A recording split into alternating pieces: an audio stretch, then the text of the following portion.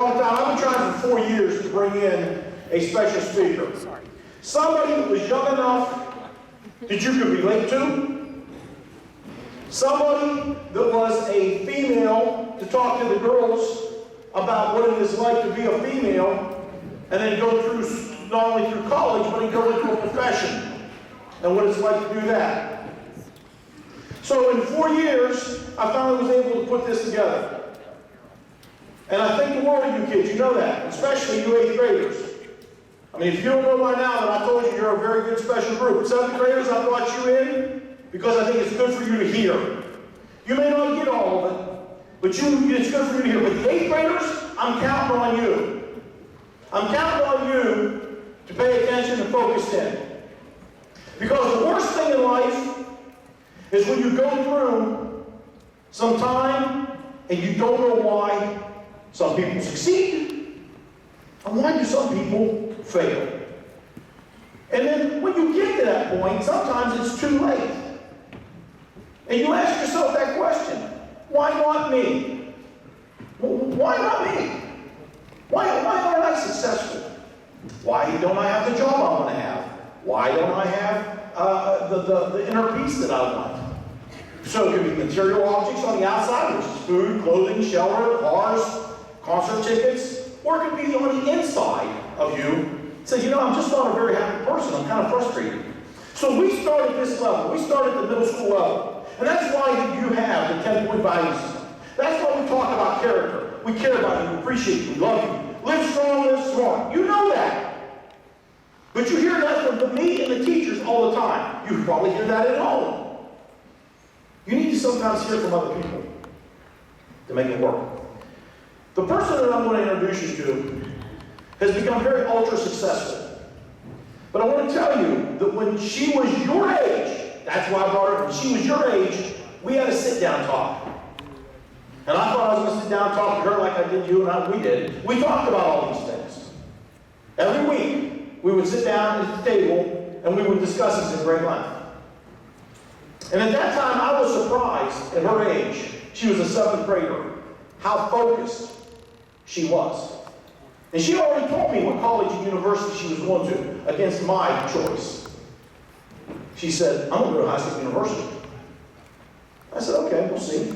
We'll see. That's 2.5 hours away. It has 55,000 students. It was the largest university in the United States of America.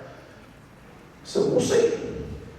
Come around 8th grade, she didn't change her mind. So 8th graders, when she sat in your seat, she didn't change her mind. And I said, well, if that is your goal, to go on and be ultra successful, then there's some things that you're going to have to do.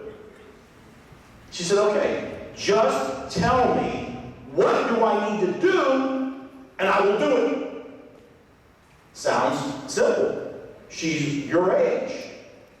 Big talk for an 8th grader. Just tell me what I need to do. I told you when we started this a long time ago, you have a plan, you follow the plan. You have a plan, you follow the plan. We must give you the plan. Your teachers, your parents, and your principal needs to give you a plan. But then it's up to you to follow the plan. By the time she graduated from 8th grade, she was top in her class. She went over to high school. She went to high school, and she became captain of her volleyball team. She became captain of her track team. So, okay, so she's a jock. All right. She stayed up to 2 o'clock every morning studying, and she became valedictorian. Okay, so she's a smart jock. All right. She also performed with an instrument in the band, the chorus. So she did fine arts, academics, athletics, and she remained focused. Was there drugs, alcohol, sex, and violence going on? Certainly. Certainly there's drugs, alcohol, sex, and violence going on. We don't live in a perfect world. 10-point value system. Check yourself. And when it was time for her to go to college, she went to a high state university just like she told me she was going to 5 years ago.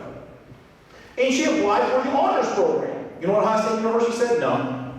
You're not just not smart enough. But I graduated valedictorian, number 1 in my class. I'm sorry, not at a high state university. You're just not smart enough. So she appealed it. She went in front of a board and appealed it. They said, okay, we're going to put you on probation. We're going to let you enter with the smart kids on probation. 4 years later, she graduates from Ohio State University in the honors program and receives certain awards in the honors program. Again, stay focused. Have a plan. Stay focused. While she was at Ohio State University, I told you that I asked her to bring something today. She wanted to continue her athletics.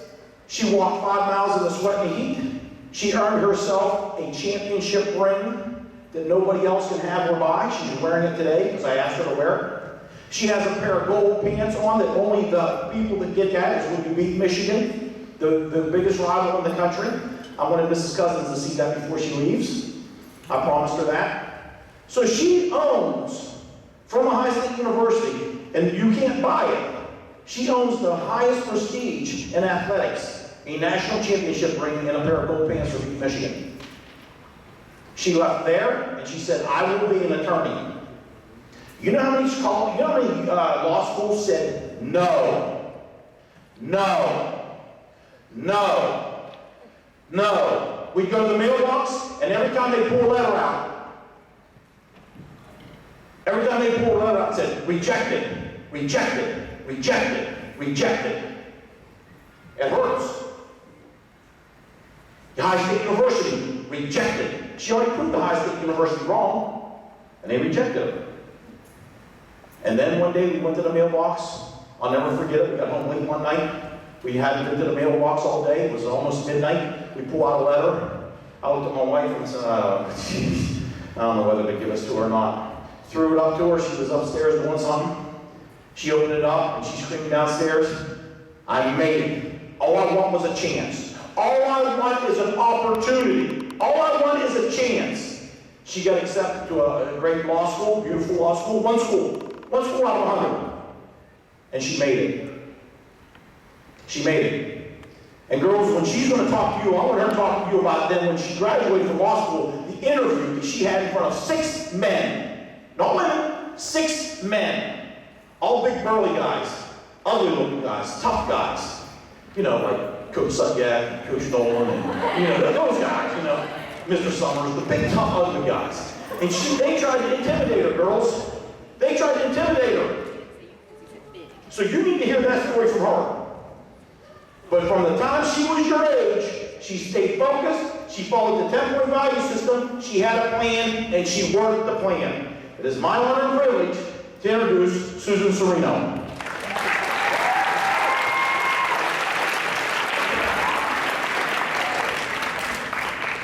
It's a good thing I'm his daughter because he is a tough act to follow. But fortunately, I got a lot of his genes in me. So, I already heard you guys yelling out your motto, which is what? One team? One party. Okay, good. Well, today, we're going to talk about succeeding as a person. And I have a motto too, as we go along.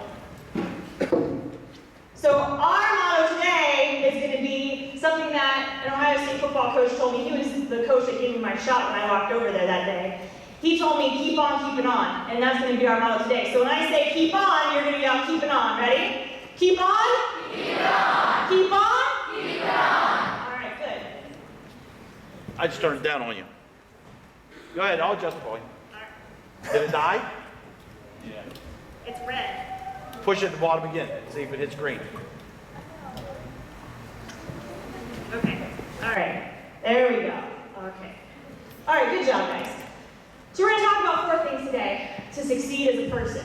And your definition of success can be a multitude of things. It could be having a nice home, food on your table, being a great mom and dad. It could be being a lawyer like me. It could be being a teacher like all these wonderful people here educating you every day. So success can be a lot of different things. But what you have to remember is the same group of steps is going to get you to be successful no matter what route you want to take. So we're going to talk about character today. We're going to talk about vision and knowledge, which kind of go together. And we're going to talk about having confidence and self-esteem. And if you have those 4 things, it's going to start leading you down that path to be successful no matter what route you want to take. So let's talk about character first. Well, growing up is hard, right? Life is hard. I mean, you guys go to school every day, you've got challenges, you've got academic challenges, you've got challenges with your friends. You're growing up, you're trying new things. Sometimes they work out, sometimes they don't. You might have challenges at home. You know, the economy's tough. Maybe your parents are laid off. You know, you've got challenges. And so getting up every day isn't always, you know, rosy. But now you guys are at the age where for the first time, you alone are going to be the person that has to make some tough decisions. And it's going to shape the character of yourself. And it's going to determine what kind of person you're going to be. So, you know, groups of friends are going to change. You're going to start dating, you're going to have dances, competition's going to start kicking in, some jealousy might start happening, okay? Just wait 1 second here. All right. So, girls, you know, you might, for the first time, be at the mall with your friends, and you really, really want this purse because that's what's cool right now. You really, really want it. Well, what's your friend like to do? Steal it. Go ahead. Just steal it. Put it in your big bag that you have right now. Are you going to steal it? Guys, you might be on the basketball court, and your friend who has the older brother hands you a joint and says, "I'll smoke it." You know, everybody's doing it. It's cool. It's what kids do in high school. Just do it. You're going to smoke it? Huh, that's a good answer. Mr. Suriano, you don't like that. So, those are the things that you're going to start facing. I mean, I'm sure you've already had those experiences. And the hard thing is what is popular is not always right, and what is right is not always popular. And I'm sure Mr. Suriano has said that to you several times because he had that monthly message at home with my sister and myself almost every day when I was your age. And we had to say it over and over again. What is popular is not always right, and what is right is not always popular. It sounds cliche, but it's very, very true. And it's true every day that you come into school, because you have to think about those things. Now, it's easy to spout off the right answers when you're sitting in an assembly like here. So yeah, when I said, okay, you gonna smoke that joint? Oh, of course you guys are gonna say that. You got me standing here, all your teachers, Mr. Suriano. Yeah, I'm gonna smoke that joint. It's a lot harder when you're on a back playground with all your friends and everybody else is doing it. I specifically remember one party. I was in the 8th grade, and I was at my friend Nick's house. And guess what? Nick had beers. And so everybody started drinking. And I specifically remember this party because it was the first time in my life I had to be like, so am I going to leave the party with all my friends that I had grown up with this whole time and go home and sit by myself, or am I going to stand here and drink? Well, I called my parents. Number one, because I was afraid of my father. But number two, because he had already told me these things. He already told me, you're in 8th grade. You know, you can't drink. That is not the right thing to do. You have to stand up and make that right decision for yourself. So I went home. And you know what? That was the beginning of a change in my friends. Because guess what? I didn't get invited to that next party. Just didn't. And you know what? I didn't get invited to the party after that, or the party after that. And it got harder and harder. But you know what? I was determined. I was gonna make the right decision. And it's not always easy. It just isn't. But those are the kind of choices that you're gonna make here very soon. Now the thing is, not everybody's perfect. You're gonna make a bad decision. I understand that. And that's fine. But you can't start going down that path, that slippery slope, where then the next decision you make is the wrong decision. I was a juvenile prosecutor in Franklin County for 2 years. And so, all the kids your age, I was that lawyer that had to bring the charges against them when they got caught smoking weed in the car. When, you know, they did steal that purse at the mall. I was that person that put them on probation. I told the judge, you gotta put them on probation, you gotta send them to juvie hall. I was that person. So I dealt with kids your age and, you know, up to 18 every day for 2 years, and it was a sad sight. And now what I hoped that would happen is that when I had to prosecute them, is that putting them on probation, helping them talk to somebody, helping them learn how to make those right decisions, because they didn't have a school like this. They didn't have Mr. Suriano that had education or character assemblies like this. They didn't have a plan or a path. I was hoping that by me helping them get on probation, get with the people they needed to be, that they could make right decisions. Now, character is what you do when no one's watching. And that's what we just talked about. It's easy to say it right now, but it's what you do when nobody's watching. Now, I talked about how I lost friends. It's true. And then by the time I got to my freshman year in high school, didn't have anybody to eat lunch with. It was a very, very difficult time. You know, so I feel you guys. I understand, you know, I might be 30 in a couple months, but it seems like just yesterday because the experiences that happen in middle school are just so important in your life. Now, when I was a freshman and went to school every day, had to deal with lunch, I literally was sick to my stomach because I was like, where am I going to eat? You know, can I find an empty hallway where nobody will see me? I can just kind of make it through and get through this stupid lunch period. I hated it. But the thing is, you have to find a way to keep on keeping on. You have to find that new group of friends. You have to find that teacher that can help you to get through the day. I ended up finding, we had a school where it was middle school and junior high. So the 7th and 8th grade was in the building here, and the 5th and 6th grade was in the building here. The middle school librarian asked me to be a library aide during my lunch period because she knew, she had seen me eating in hallways and trying to avoid people. She knew that I needed that extra hand, you know, just to somewhere to go, someone to listen to me. So she made me a library aide. So it was a savior for my high school years. I went to the library. Hey, you know what? Nobody knew what I was doing. Nobody knew what the deal was. They just thought, okay, well, you're the library aide. I can't believe you're giving up your lunch. But inside, it made all the difference to me. And you know, and those are the things that you have to do. When you hit those tough times, you have to find a way to get through that. You have to find a way to say, okay, well, this stinks. What can I do to make it better? And you know what? Find a teacher, find a librarian, you know, find another group of friends. It always doesn't have to be those same people that are going to drag you down that you have to hang with.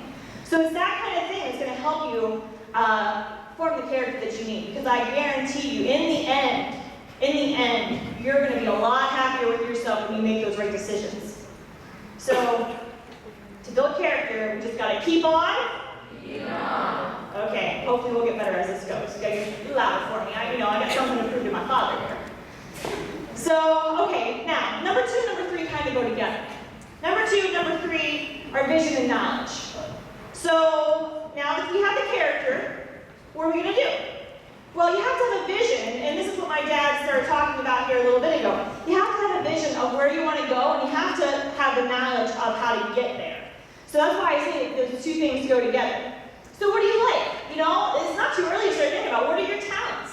I mean, are you the smart kid in class? Are you the jock? Are you the artist? Are you the singer? You know, maybe you're really good at taking care of animals. Maybe you like working on cars. What are you good at? What do you like? And I'm not asking you to leave here today and be like, oh, I have to make a career choice right now, and I don't know what to do. I'm not asking that. And in fact, there's a funny story because I've known since I was a little girl that I wanted to be a lawyer. My sister, on the other hand, she always had a different kind of view of things. My dad would sit both of us down and ask us what we wanted to do, and my sister is 2 years younger than me. And so, of course, I sit down and I'm like, I want to be a lawyer and I want to do everything I can. And my sister sits down and she's looking around. She doesn't want to be sitting there with my dad. And she just goes, I want to be Cinderella. And my dad was like, what? She's like, I want to be Cinderella. She's like, they have jobs for that. And my dad's like, well, okay, Steph, if you don't be Cinderella, what's your backup plan? She goes, oh, I already thought about that. I'm going to be Snow White. And you can imagine my father sitting at that kitchen table when her main plan is Cinderella and her backup plan is Snow White. Now, to her credit, I do have to say, she did go to Ohio State and she got in the Walt Disney internship program. She never ended up being Cinderella or Snow White because she was too short, but she was some furry characters down there. So she almost made that plan. But, you know, so that's what I'm saying. I'm not asking you to go out and pick a career right now. You have time to do that. But you need to start thinking about things that you're interested in and things that you want to do. Now, I'm not saying that it's easy. I'm not saying that at all. And in fact, you know, as I was writing this speech, I thought to myself, man, I hope this isn't too depressing. But the matter of fact is it's hard. And so you need somebody to say to you, it's hard, you have to have a plan. What are you going to do? So let me see here. I'm going to pull out a monthly message from Ohio State because they had a monthly message. They passed this out to all the football players, and of course I took everything that I possibly could when I was there. And they define vision. And they say that the achiever's best tool may be vision, seeing in advance what can be accomplished. And vision is your imagination at work shaping your future, seeing the possibilities, and mapping the routes, picturing success. And that is what's most important here. You have to think about it. You have to start envisioning it. Now, no matter what you do in life, you have to have an education or you have to have training. Bottom line. That's why your teachers preach every day to sit up in class, pay attention, because you have to have an education in today's society to succeed and to go on to do the things that you want to do, to have the training that you want to do. Now, TV has made being dumb popular. Every time I watch Snooki, I want to puke, okay? Because, you know, she's entertaining, yeah, that's funny, but in real life, that's unattractive.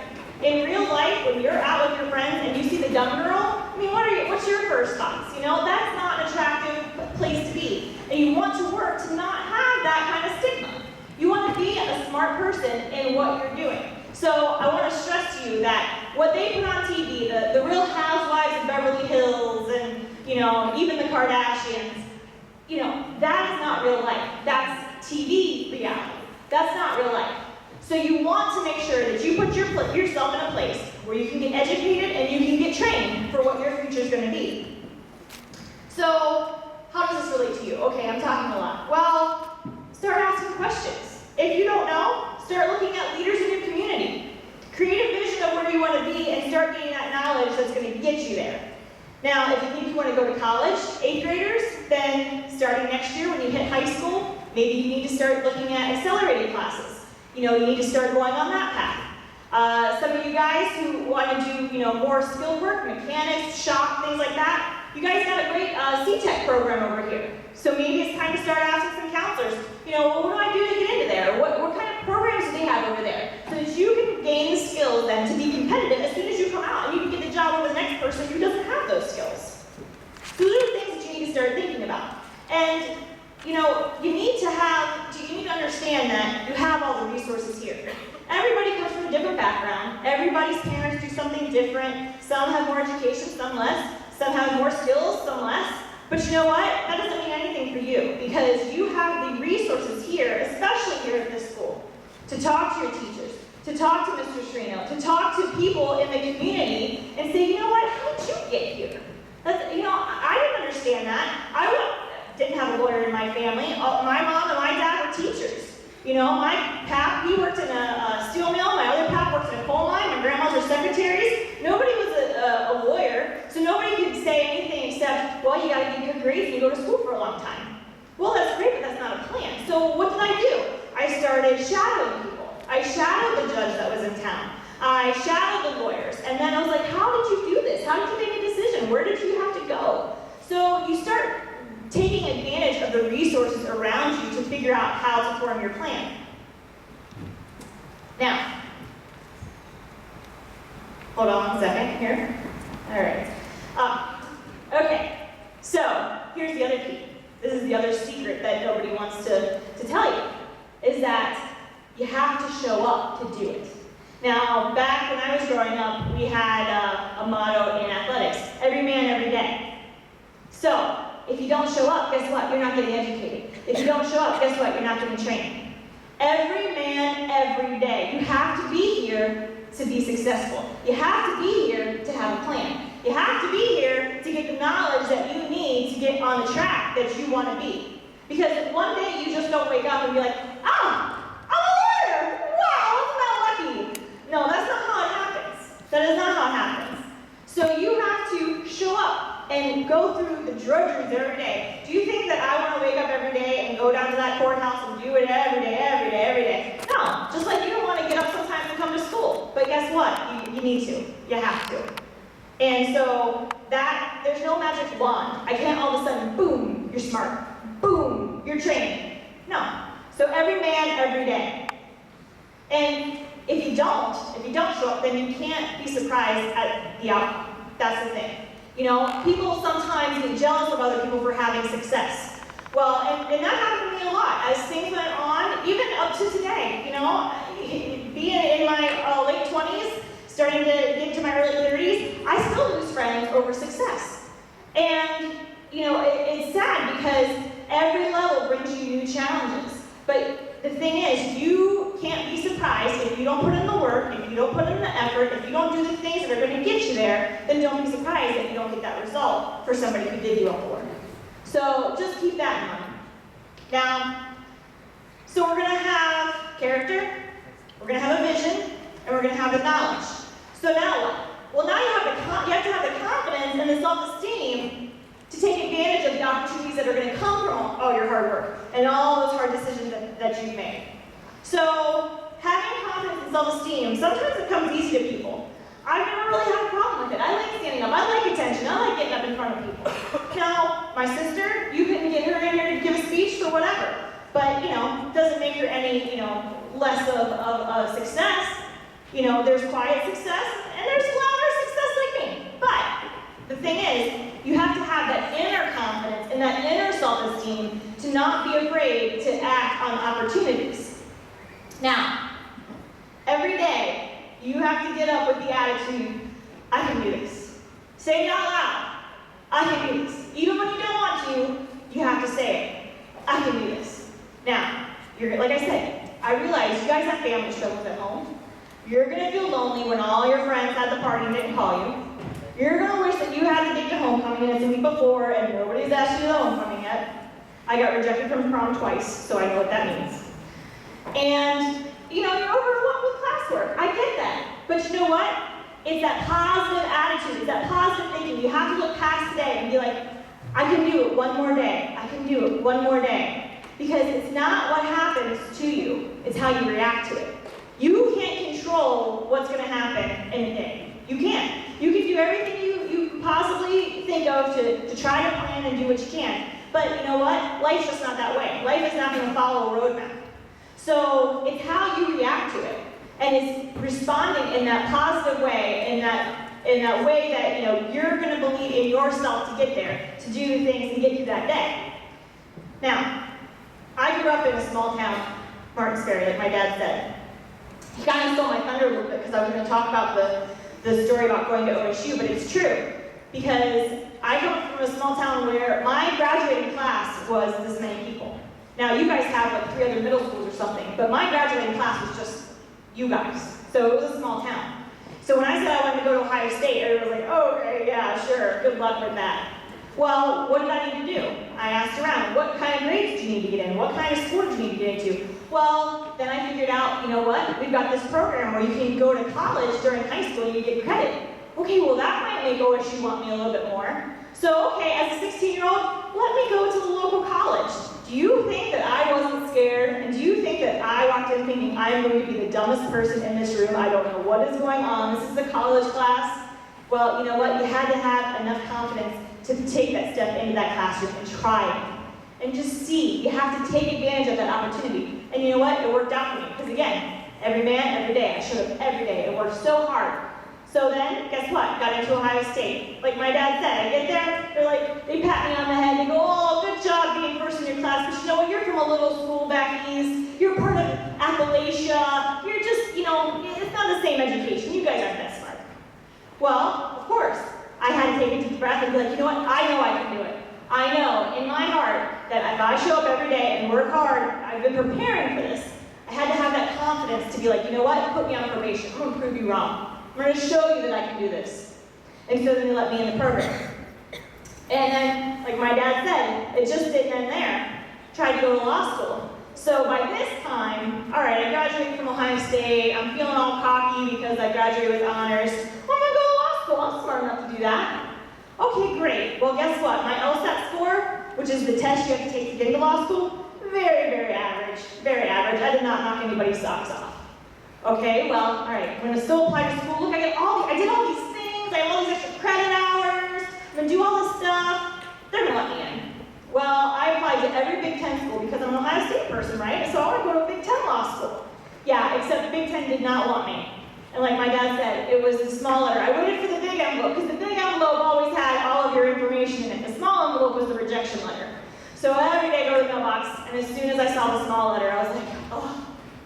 All right, rejected again. I'm gonna be living in my parents' basement. It's just what it's gonna be. And every day. And literally, it was the last law school that had not responded to me yet. It was the University of Dayton. And it was a school that I just kind of, on a whim, applied to because they were gonna waive the application fee. So I was like, yeah, I don't have to pay for it, might as well apply. And I'll tell you what, they were the school that gave me my opportunity. And it was the best experience that I ever could have imagined. It was a wonderful school with wonderful people, and I was close to home, and it worked out wonderful. But they gave me the one opportunity, and all you need is one.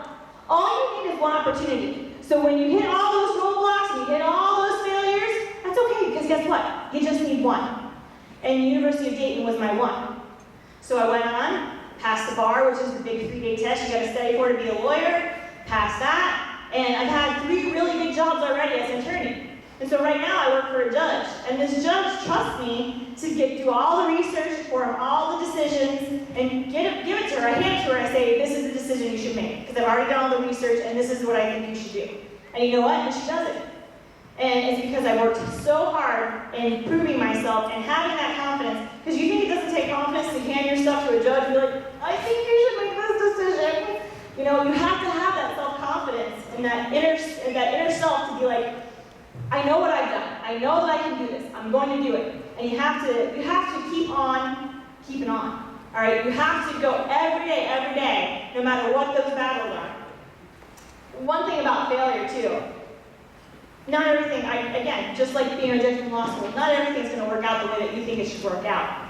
When I was a freshman in high school, so basically your guys' age, I sang. So I was invited to sing the Star-Spangled Banner at one of the wrestling tournaments. And back home, we have one of the largest wrestling tournaments in the United States. It's called the OVAC. And there were like 3,000 plus people there, right? This was the finals, the night, I'm gonna sing the national anthem. I get up there, I look at the flag, everybody's facing the direction away from me, looking at the flag. I start singing, I forget the words. I get halfway through the Star-Spangled Banner and completely forget the words. And I froze. And all I said was, I'm sorry, I'm gonna try that again. And I started again. And guess what? Completely forgot the second verse. But all I knew was, okay, we're charging through, we're gonna finish this song. And even though I left out the second verse, we're gonna finish this song. Now, did I run to the bathroom and hide in the stall and cry? Of course I did. Of course I did. Because 3,000 heads turned around to look at me who forgot the national anthem. I have never been so embarrassed in my life. But you know what? I tried to have poise. I tried to get through what I could get through, even though I forgot that second verse, and I finished that song. Now, they invited me back the next year to kind of, make amends. So I thought I was going to puke on my shoes. I was so nervous. But this time I brought a piece of paper that had the words on it just in case. And you know what? The next year I sang it, I was happy with it, and it worked out great. But you can't be afraid to fail, because if I forgot the words a second or two, what was the worst that could happen? Nothing, really. Absolutely nothing. Was I embarrassed? Yeah. But you know what? You gotta try again. And I sang that song again. I've sang that song a million times now, in front of a bunch of people. I was in the choir at OSU, done a whole bunch of weddings, things like that. So if I were to stop just because I forgot those words, just think of all those opportunities, these wonderful experiences that I would have missed just because I failed that one time. So it's okay to fail. Now, we had a rule at my house where if you did fail, you could feel sorry for yourself for 24 hours. That's it. You get 24 hours to feel sorry for yourself. Go ahead, lick your wounds, cry about it. Yes, you're embarrassed. But you know what? You gotta get up the next day and you gotta go on. Because why? You gotta keep on? Keep on. Right. Because if you sit and you pout, then you know what? Your plan stops. Your plan ends. And you gotta keep going. You gotta keep going. Because I want you to think about it. As bad as you feel, guess what? You know what? The person next to you might have worse problems. There might be a lot more serious stuff going on with that person sitting right next to you than forgetting the words of the national anthem. You never know what that person next to you is going through. So you need to have a little bit of self-reflection and think, gosh, I am blessed. I had that opportunity to go sing. Or, gosh, I had that opportunity to go play one more time. So you get 24 hours, and you gotta keep going. So, I want to wrap up a little bit here and talk about, well, what are you going to do on Monday? What are you going to do on Monday when you come back here? Well, number one, we said you got to show up. So show up, be ready to go. And not just sit here and not just sleep through class, but show up and be ready to go. And you got to try your best. That's all anybody can ever ask of you, okay? I can't ask you, if you're not a gymnast, I can't ask you to go out and do a back handspring. If you're not a singer, I'm not going to go ask you to sing the national anthem. But you know what? You're going to show up and do your best on what you can do. And that's the most that anybody can ask of you. And you're going to make good choices. It's going to be hard.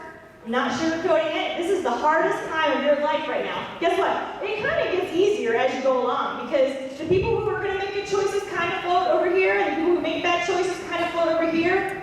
So it gets a little bit easier. But this is a hard time right now where you guys are shaping the person that you're going to be. So you gotta make good choices. And start creating a vision for yourself.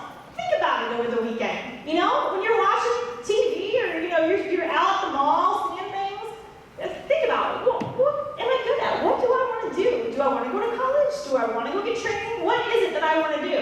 So that you can start envisioning where you want to be. Do you want to dress up and go downtown every day? Do you want to own a bakery? Do you want to work on cars?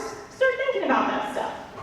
And you want to receive the knowledge every day. Because the secret that nobody likes to admit, especially people your age or my age, is that old people know stuff. They do. And sometimes you don't want to hear it from your parents, and you don't want to hear it from your teachers, but you know what? My dad always had a saying, he says this to me even today. Because you know what? I've been 30, you've never been 57. So I know what you're going through. You don't know, but I know. And so that's the deal. You know, you have to understand that there are so many people who have gone through these experiences already. Take advantage of it. You know what I mean? Because then you might not have to make all of the mistakes. You'll make some, but you won't have to make all of the mistakes that they have. So old people do know stuff, so you should listen to them. And then, again, have confidence and self-esteem every day. I can do this. I can do this. I can do this. Even when you don't want to. I can do this. And you know what? Sometimes it's okay to fake it till you make it. You might not feel at all confident in what you're doing, but you have to, when I say fake it till you make it, you walk into a room and you put your hands on your hips and you be like, yeah, that's right. When my dad talked about how I had to go interview in front of those 6 guys for my first attorney job, I was scared out of my mind. I already knew this bunch of guys. They were really, really difficult to talk to. And didn't know what questions they were going to ask me. I thought they were going to ask me things about law that I had no idea about yet. So I went in, put my hands on my hips, said, yep, I was at Ohio State. I was with the football team, so go ahead, ask me what you're going to ask me.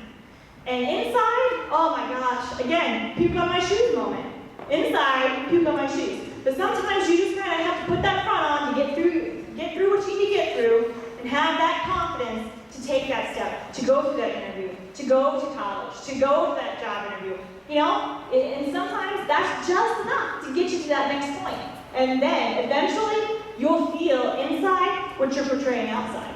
It's kind of the same idea as that positive attitude. When you think positive, things eventually will become positive. And the last thing, which could be a whole other topic, is be kind. Be kind to each other. I know that you guys talk about that a lot in this school, but it's very true. You don't know what that person next to you is going through at home. You don't know what that person is thinking inside. Be a kind person. Be a nice person.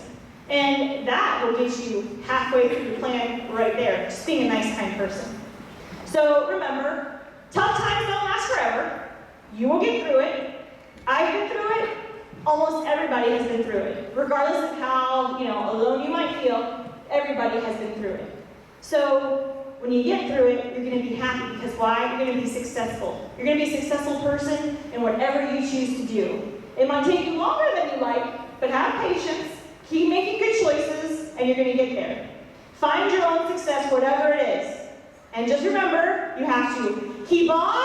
Keep on. All right, great. Thank you.